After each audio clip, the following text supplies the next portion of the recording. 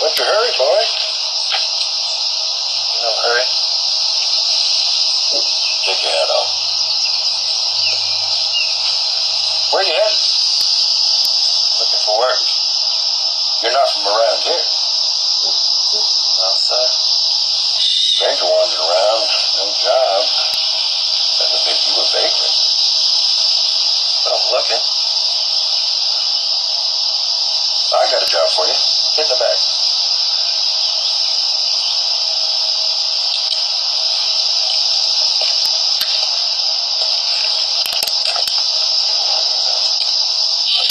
Like that, you want a chain gang. I can always use another hand. Yeah, well, I caught this young fella in flagrant violation of the statutes. Gawkery with intent to mope. What's he gonna run me? $3 a day, plus you feed him lunch. Now, the sentence, that all depends on how long you're gonna need to help.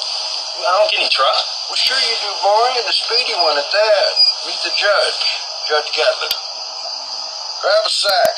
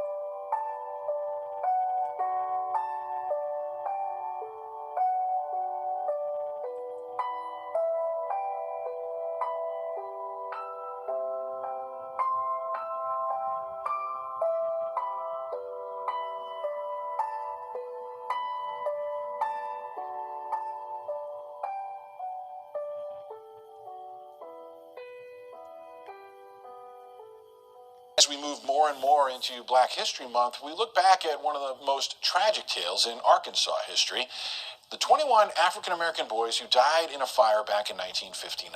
THV11's Jay Jackson shows us how the tragedy is still affecting families today.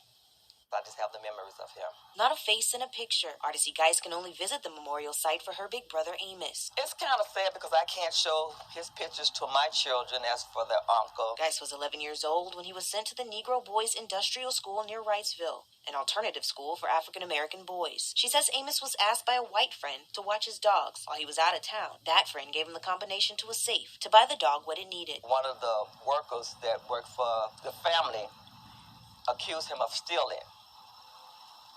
But that wasn't true. He was taking the money out, buying dog food and everything. And it was March 5th, 1959 at 4 a.m., where 21 African-American boys, ages 13 to 17, died in a fire while locked inside the dormitories. UA Little Rock archives show an investigation highlighted how it had largely been operated as a prison work farm, and there were large disparities in the way the boys were cared for. That's also according to Griff Stockley's book, Black Boys Burning. Until we come to terms with the kind of white supremacy that has been a part of the Arkansas history and Southern history, and we're not going to understand how to prevent these events. He says systemic poverty, perpetuated by white supremacy during the times of racial injustice, sealed the fate for the boys. It's still a mystery as to, why so many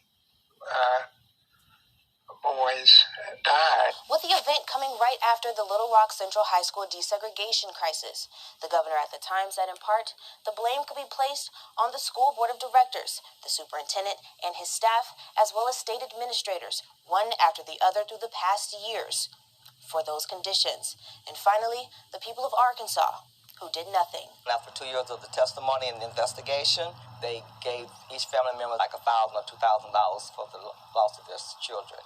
In Wrightsville, Jade Jackson, THV 11 News. Jade, thank you. No one ever faced criminal charges because of the fire. In 2018, a memorial was placed at Haven of Rest Cemetery in Little Rock to honor the victims. A conversation with 60 Minutes executive producer Jeff Fager. Jeff, we're not used to seeing photographs of dead bodies on 60 Minutes, but the story on 60 Minutes this week shows devastating pictures of lynchings.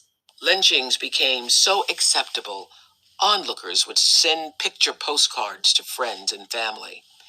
This card, depicting the horrific image of a burned corpse, casually notes, "This is the barbecue we had last night."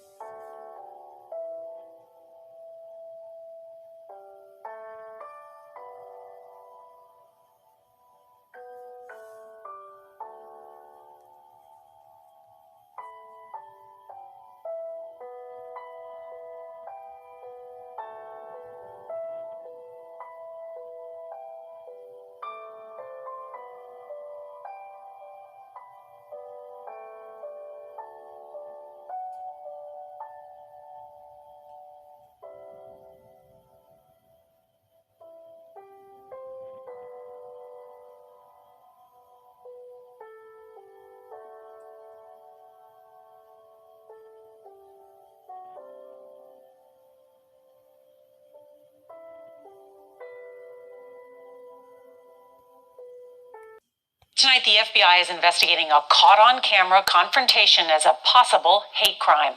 Fox Booker, who is black, says he was assaulted and threatened with a noose as he walked with friends last weekend. A word of warning, parts of the video are offensive. CBS's Drika Duncan reports. Let him go, dude. Let him go. 36-year-old Fox Booker says he feared for his life after a group of white men pinned him against a tree and assaulted him.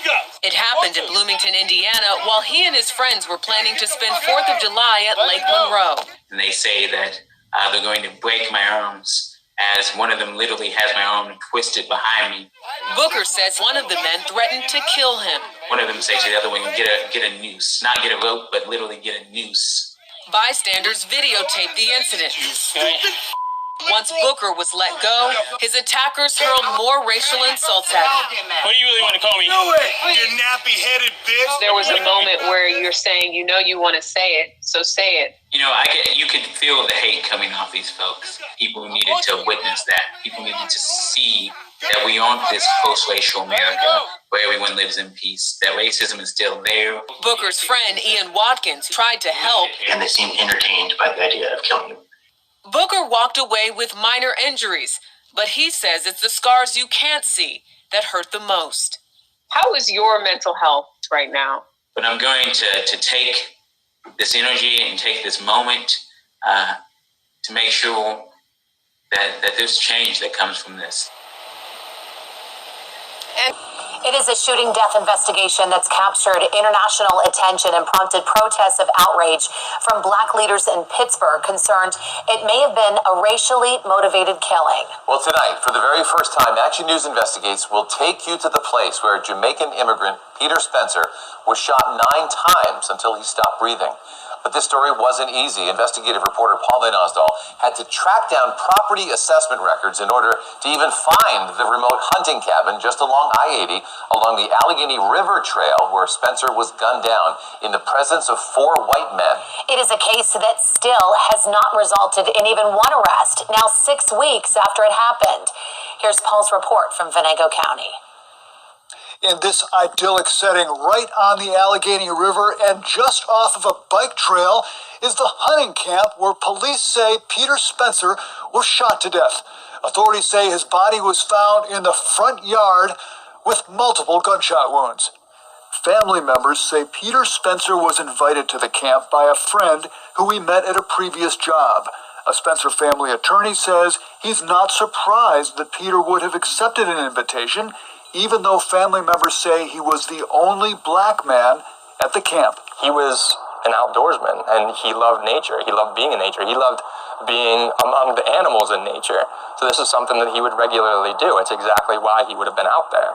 But Spencer's trip became anything but a peaceful retreat. Police say they found multiple guns and drugs at the scene. Police detained and questioned 4 people, including a 25-year-old white man they called a suspect. But all 4 were released from custody.